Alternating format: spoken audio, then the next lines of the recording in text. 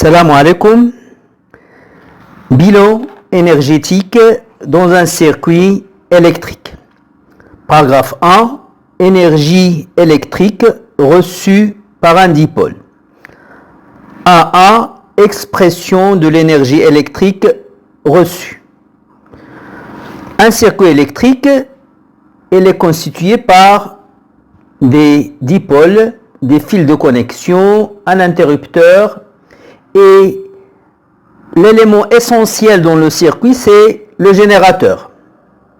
Le générateur fournit de l'énergie électrique aux autres dipôles qui vont la convertir en une autre forme d'énergie. إذا العنصر الأساسي في الدارة الكهربائية هو المولد. المولد يمنح الطاقة الكهربائية لباقي ثنائية القطب التي ستحولها إلى شكل آخر من أشكال الطاقة. Donc, l'expression de l'énergie électrique reçue par un dipôle qu'on va noter D. Quand on applique une tension U aux bornes du dipôle D, symbolisée par la flèche, elle est traversée par un courant d'intensité I. La puissance électrique reçue par le dipôle D est le produit de la tension U et de l'intensité I. Dans cette relation, PE, la puissance reçue, est en watts, U est en volts et I est en ampères.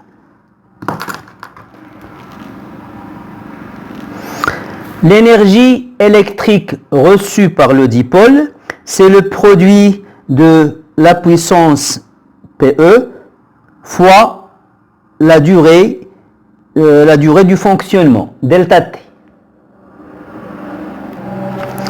Dans cette relation, l'énergie est exprimée en joules, la puissance en watts et la durée en secondes. Dans l'expression de WE, on va remplacer PE par son expression.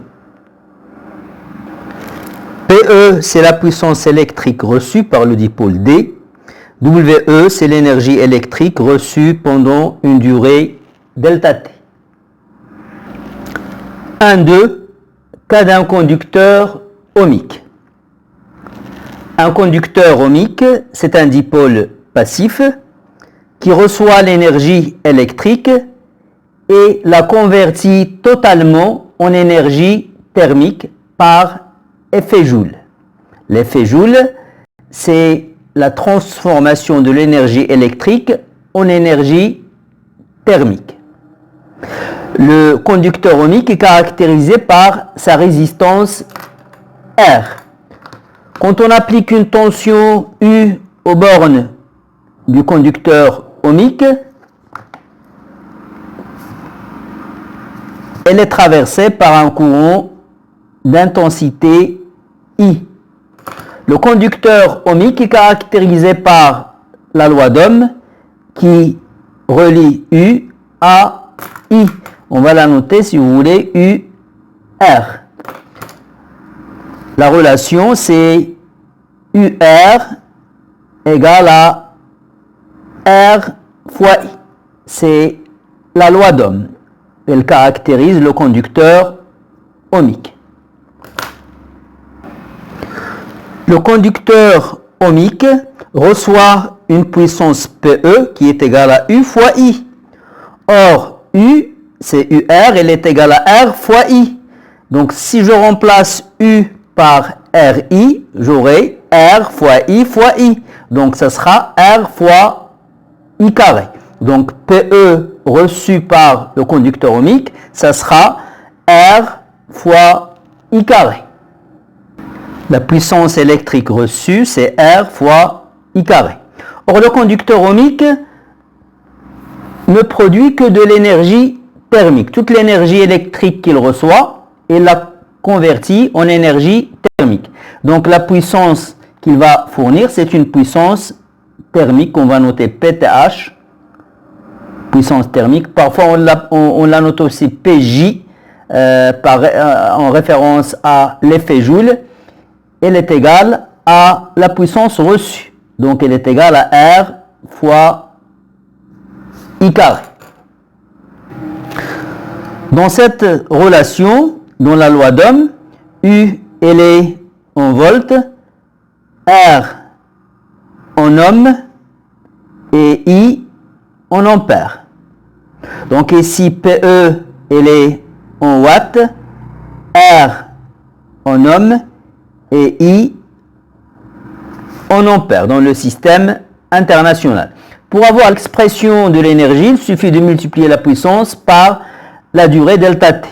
Donc on peut toujours passer de la puissance à l'énergie en multipliant la puissance par delta T. Donc ce n'est pas la peine de traîner les expressions de l'énergie, il suffit de connaître les expressions de la puissance. 1.3. Cas d'un récepteur. Dans ce paragraphe, on va voir le cas d'un récepteur. C'est un dipôle qui reçoit l'énergie électrique. Il convertit une partie de cette énergie électrique reçue en énergie thermique par effet Joule et l'autre partie il la convertit en une autre forme d'énergie utile. Par exemple, un moteur, il produit de l'énergie mécanique. Un électrolyseur, il produit de l'énergie chimique. Cette énergie, on l'appelle énergie utile. Un récepteur est caractérisé par sa force contre-électromotrice, E', et sa résistance interne, R'. La force contre-électromotrice est en volts et la résistance est exprimée en ohms, bien sûr. La relation qui caractérise le récepteur, c'est U, la tension entre ces bornes. Remarquez que la tension représentée par une flèche qui est dans le sens contraire du sens conventionnel du courant qui traverse le récepteur. U égale E' plus R', c'est la relation qui caractérise le récepteur. Elle est caractérisée par deux paramètres, la force contre-électromotrice et la résistance interne. Le récepteur reçoit une énergie électrique. Donc il reçoit une puissance électrique, PE qui est égale à U fois I. PE, je le réécris ici, PE c'est U fois I. Or, U c'est E' plus R'I. Donc si je remplace U par son expression, j'aurai PE égale à E' fois I plus R' fois I carré. J'ai appliqué la relation qu'on a vue pour un récepteur en général. E', plus R' carré. Ce récepteur, il va convertir une partie de cette puissance en puissance utile. C'est E' fois I. Puissance utile, ça peut être une puissance mécanique dans le cas d'un moteur ou une puissance chimique dans le cas d'un électrolyseur. Puissance utile égale à E' fois I. Et l'autre partie, il la dissipe par effet Joule sous forme d'énergie thermique. C'est P TH. R' fois I carré. Pour calculer l'énergie, il suffit de multiplier, par exemple, pour calculer l'énergie utile, il suffit de multiplier la puissance utile par delta T. Pour calculer l'énergie thermique dissipée par effet Joule, on aura WTH, ça sera PTH fois delta T. Donc, il suffit de retenir les expressions des puissances. Le récepteur, il est fait pour convertir l'énergie électrique qu'il reçoit en énergie utile, en puissance utile. Mais l'effet Joule, c'est un effet indésirable, c'est un effet parasite. Une partie de l'énergie est convertie en énergie thermique. C'est l'effet Joule qui est inévitable. Donc, elle est faite pour produire PU et elle reçoit PE. Son rendement, le rendement du récepteur, c'est PU qu'il donne sur PE qu'il reçoit. Le rendement du récepteur, c'est, on le note ρ. Là, c'est une lettre grecque, ρ. R pour récepteur, c'est le rapport de la puissance utile sur la puissance électrique reçue. PU est en watts, PE est en watts, donc ρR est sans unité. Je remplace PU par son expression E', je remplace PE par son expression E', plus R' carré, et je simplifie le I. Donc, j'aurai ρR égale à E' sur E' plus R', Donc, ρR est égal à E' sur E' plus R', Pour calculer ρR, on peut utiliser soit cette relation, soit celle-là. Ça dépend des données dont on dispose.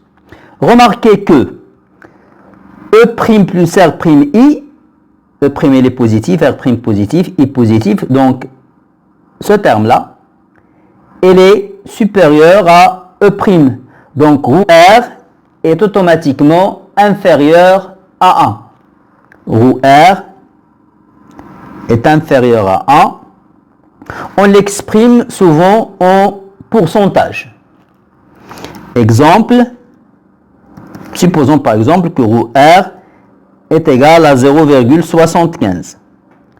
Donc, ça sera 75 sur 100.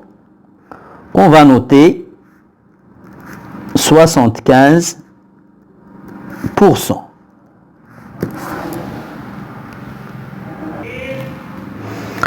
Énergie électrique fournie par un générateur.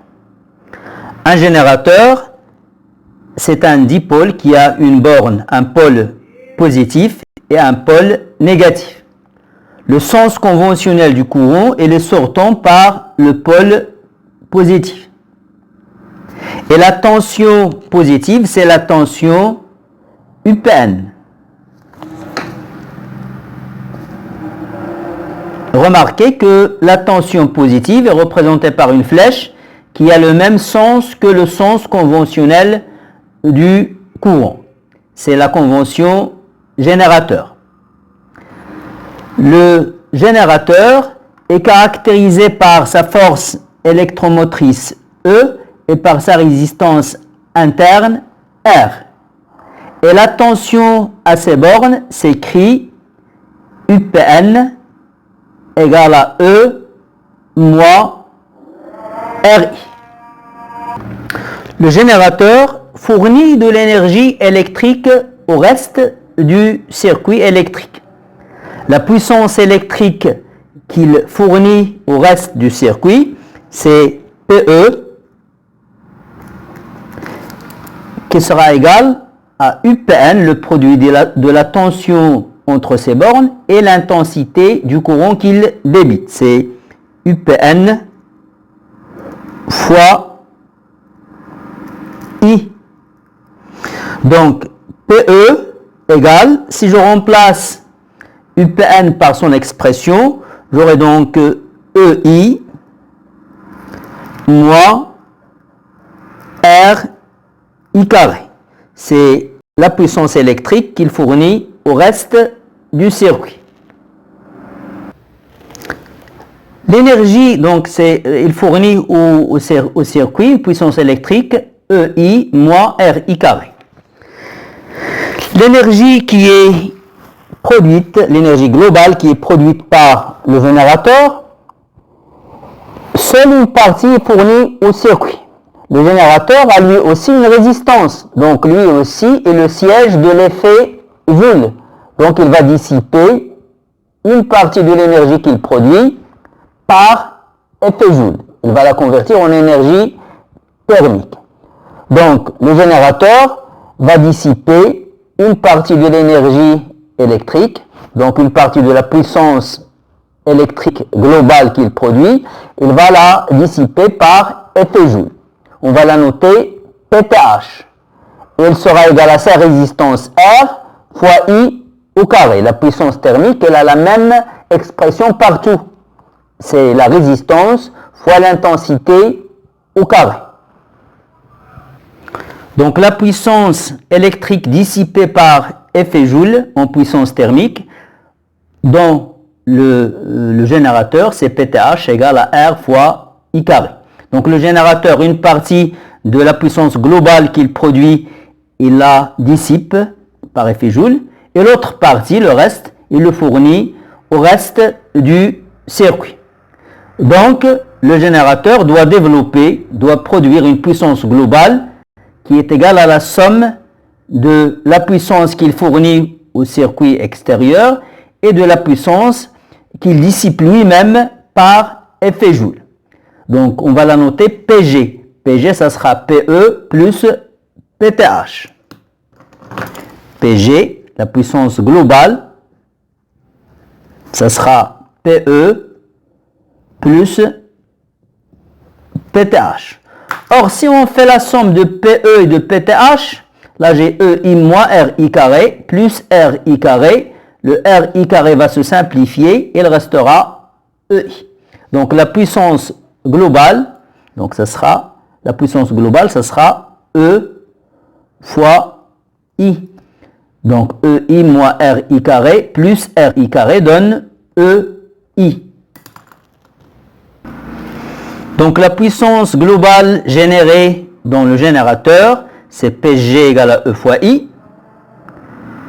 Une partie, il la dissipe lui-même par effet Joule, c'est RI carré. Et le reste, c'est-à-dire EI moins RI carré, il le fournit au reste du circuit, c'est-à-dire aux autres dipôles qui constituent le circuit électrique.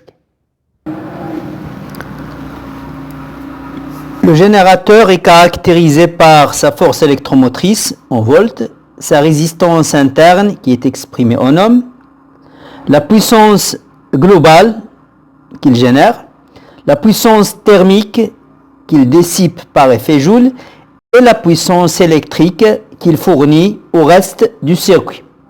Pour avoir l'énergie, il suffit de multiplier la puissance par delta T. Le rendement du générateur. Le générateur, il est fait pour fournir de la puissance électrique au reste du circuit. Donc PE, c'est l'objectif. Mais le coût de l'opération, c'est la puissance globale.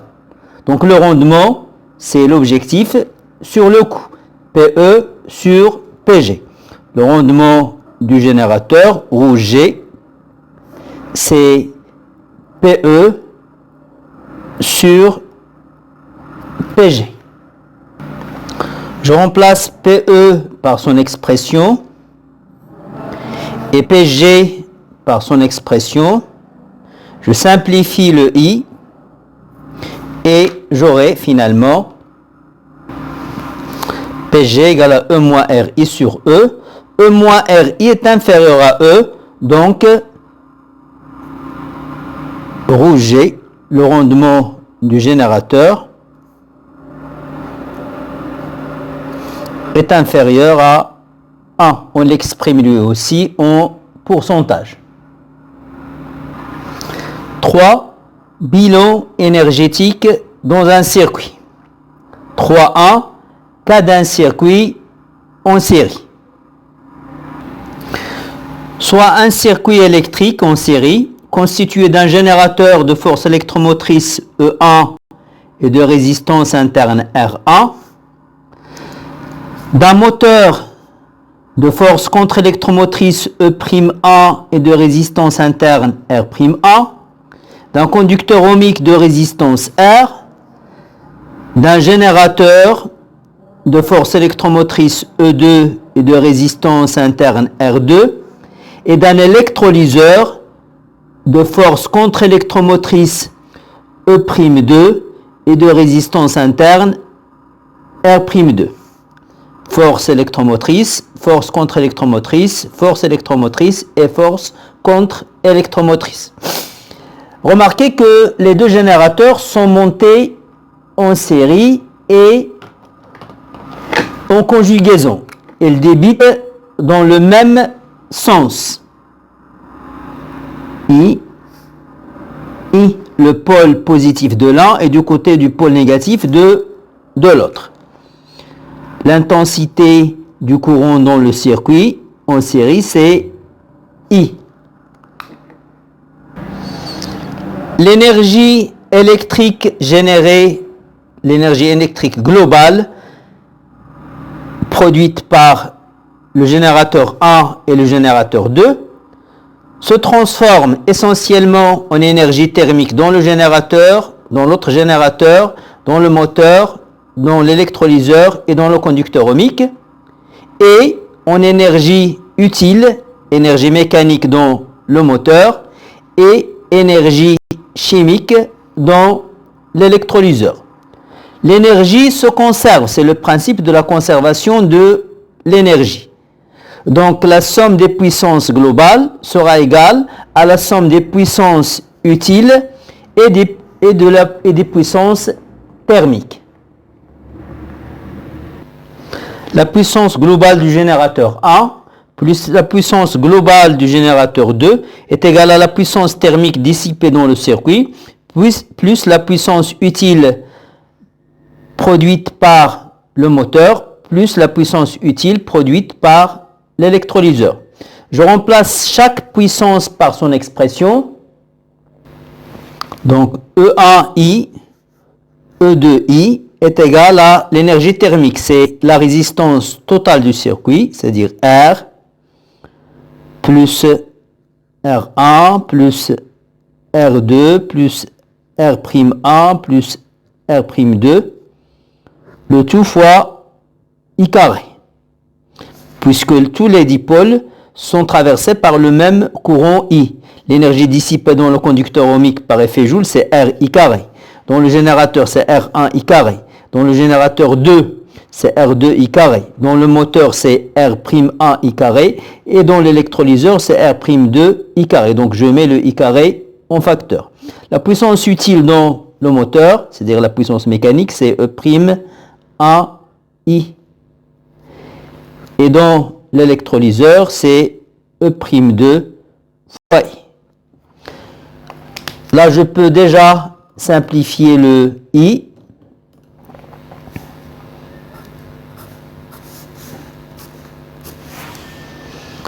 J'aurai donc E1 plus E2 égale la somme des résistances fois I plus E'1 plus E'2. Je fais passer E'1 et E'2 de ce côté. J'aurai donc,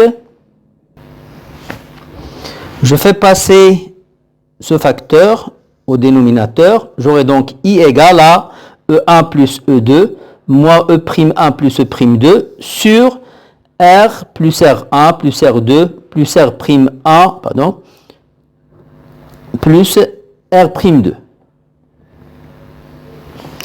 Donc I, l'intensité du courant électrique qui traverse le circuit en série, c'est la somme des forces électromotrices moins la somme des forces contre-électromotrices sur la somme des résistances. C'est la loi, c'est ce qu'on appelle la loi de Pouillet. Mais cette loi de Pouillet, elle n'est valable que dans un circuit en série. Donc si on généralise, on aura donc I égale la somme des forces électromotrices moins la somme des forces contre-électromotrices sur la somme de toutes les résistances dans le circuit en série. Donc, la loi de Pouillet, c'est l'intensité I est égale à la somme des forces électromotrices moins la somme des forces contre-électromotrices sur la somme des résistances. Là, le grand R, il symbolise ici toutes les résistances, y compris les résistances internes des récepteurs et des générateurs. Mais faites attention, cette loi n'est valable que dans un circuit en série, à condition que les générateurs soient montés en conjugaison, c'est-à-dire ils débitent dans le même sens. 3.2. Rendement d'un circuit. Le rendement du circuit, qu'on va noter au C, c'est la somme de toutes les énergies utiles recueillies. Donc ce sera la somme, si vous voulez, des puissances utiles, UI, sur la somme des puissances globales. Et cette expression, elle est valable qu'on ait un circuit en série ou en parallèle ou en dérivation. Donc, cette relation n'est valable que pour un circuit en série. Mais cette définition, elle est valable pour tous les circuits, quelle que soit leur constitution.